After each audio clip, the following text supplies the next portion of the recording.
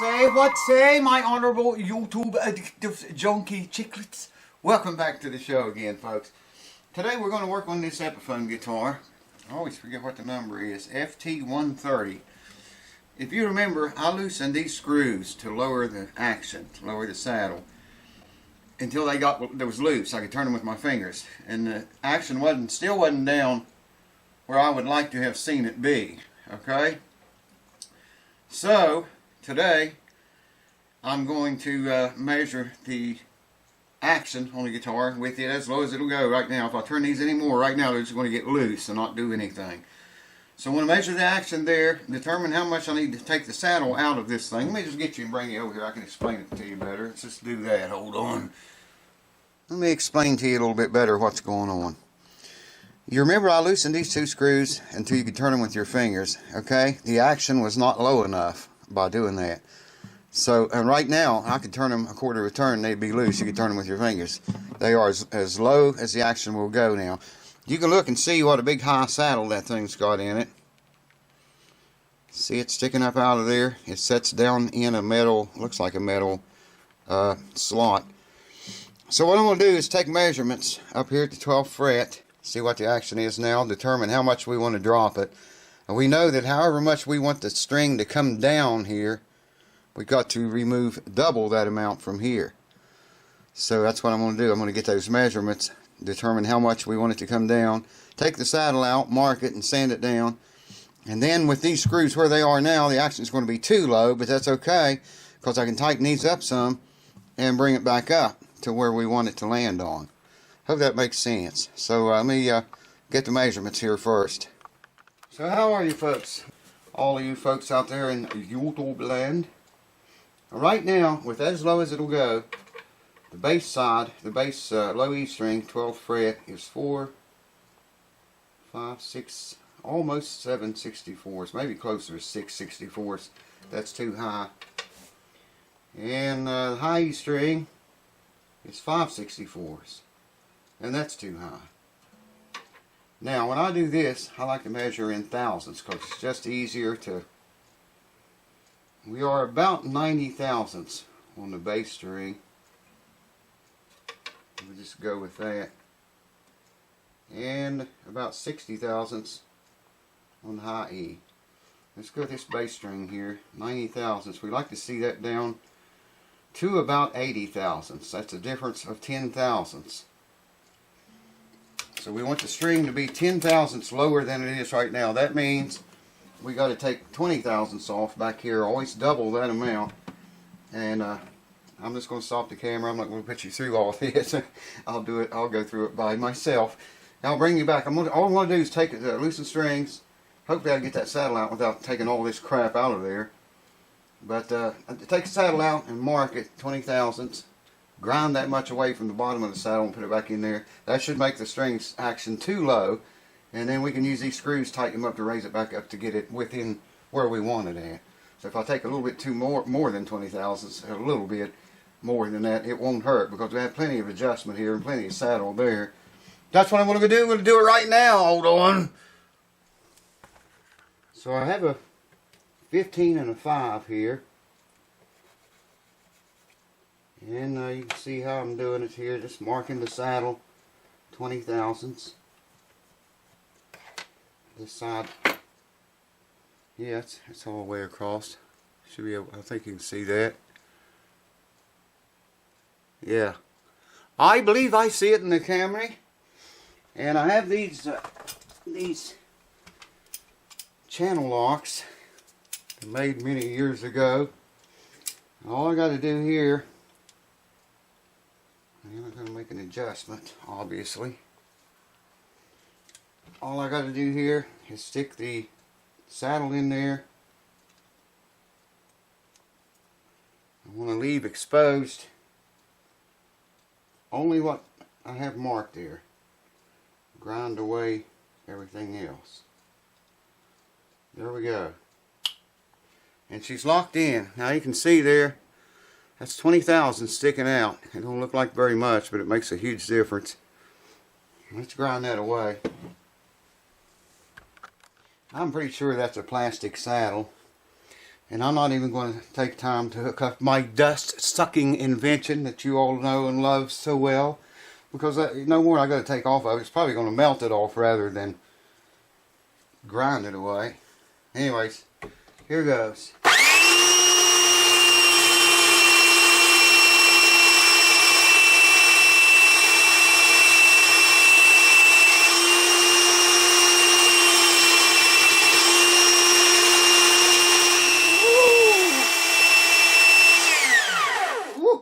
Bop. Still got a little ways to go. It's melting it off. It's not grinding it. It is plastic.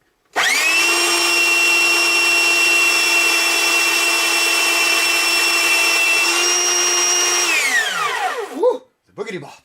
Check that out. She's flat sitting now. Yes, sir. Wow, melted the bottom of it off. It didn't grind it away or sand it away. It melted it away. Just going to take the edge off of it here on the ends and the. Yeah, this guitar would sound way better if it had a bone saddle in it. Maybe I should just make one while I got it tore apart, but I got a couple of other jobs going on right now, and I need to get back on those. All right, all I got to do now is determine which way it goes. It goes that way because these grooves are smaller than these. So that's the way it came out. I'm trying to get it back in there. You're probably not going to see very much of this. Well, it came out easy enough. I just took needle nose pliers, held the strings up like so. Took needle nose pliers. I was just hoping it wasn't glued in there, and it wasn't. So that was good. It came out really easy. Screws are in the same place they were when it was down low as it goes. So now I need to tune it back up.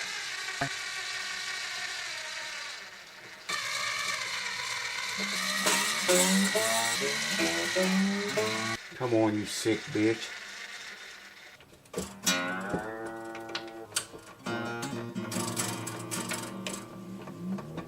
I don't have it up to pitch yet, but I did turn these screws in a turn and a half to raise the saddle.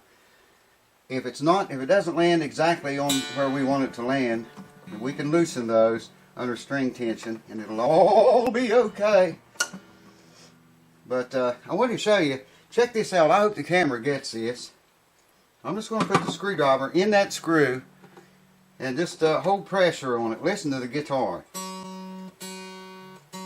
Now, I hope the camera gets this. Listen when I remove the screwdriver.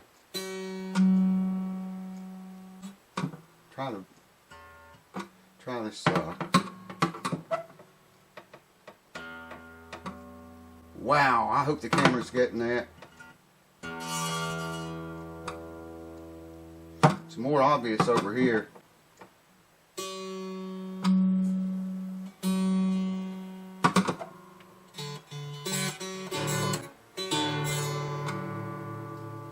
Can you hear that? The different change in tone? That goes to show you how much these affect your sound and this kind of setup.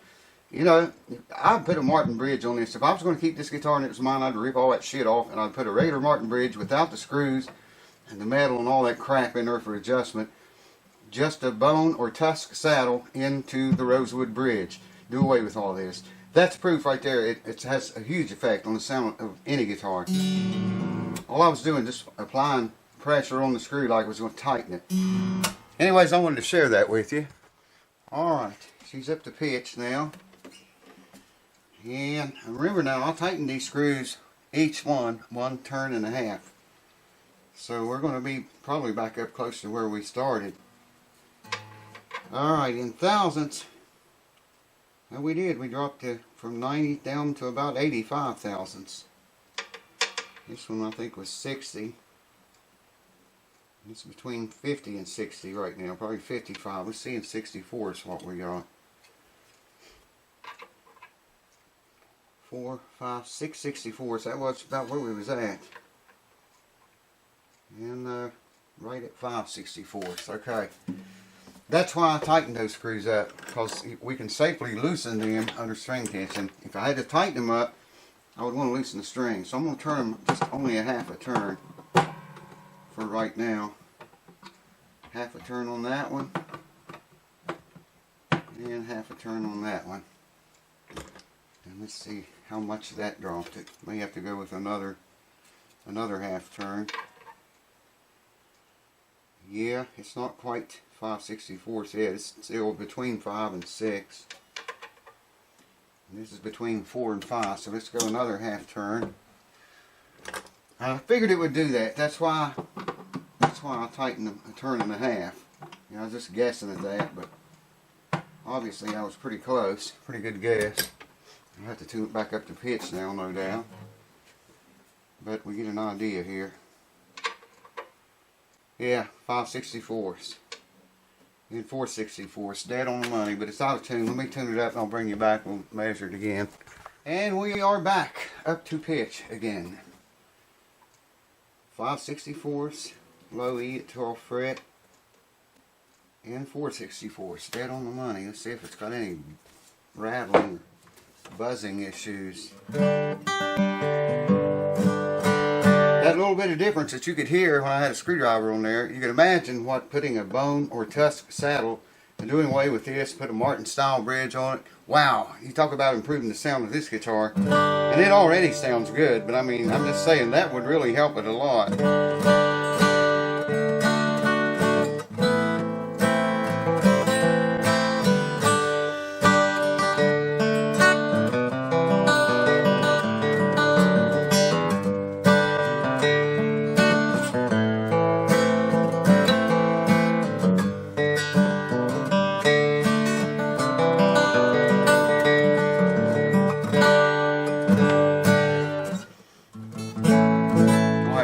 Every fret individually, but I'm not hearing any buzzing.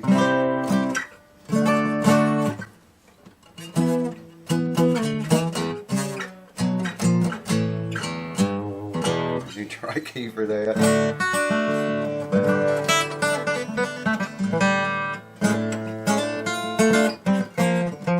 I can't hold on to the guitar, man. It's sliding away from me.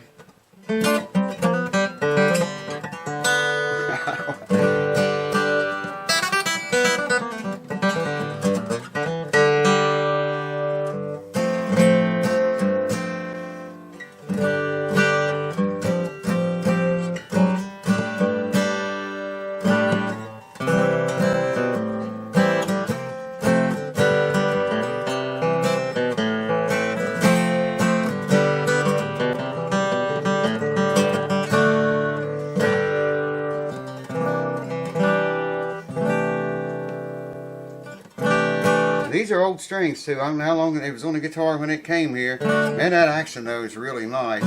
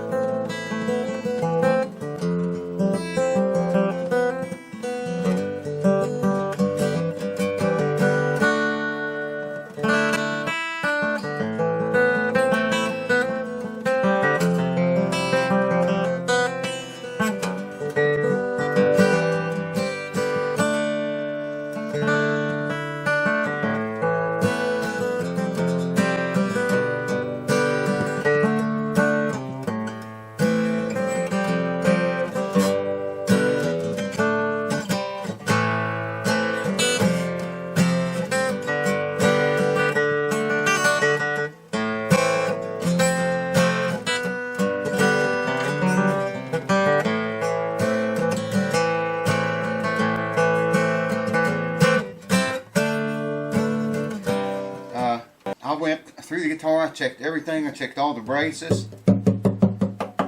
And now that's fixed, that action thing. Now you can actually get the action down lower than what it is right now. At least a half a turn on these screws. You still got at least a half a turn to go. And like I said, it's 5/64 on the low E, 12th fret, and 4/64 here. And you still got more adjustment there to go if you want it lower than that. But that's pretty low. You can look at it here. See that? It's down there pretty good.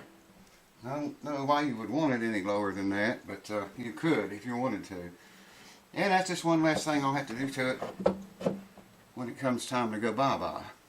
And now all I've got to do is put new strings on it and go over the setup. It's basically setup, but I've already checked the first fret action and neck relief and all that, but I'll check it all again and put new strings on it, set it up, and you know, I don't have to do anything back here now. So there you are. Thanks for watching. Cheers to you, and I'll see you soon.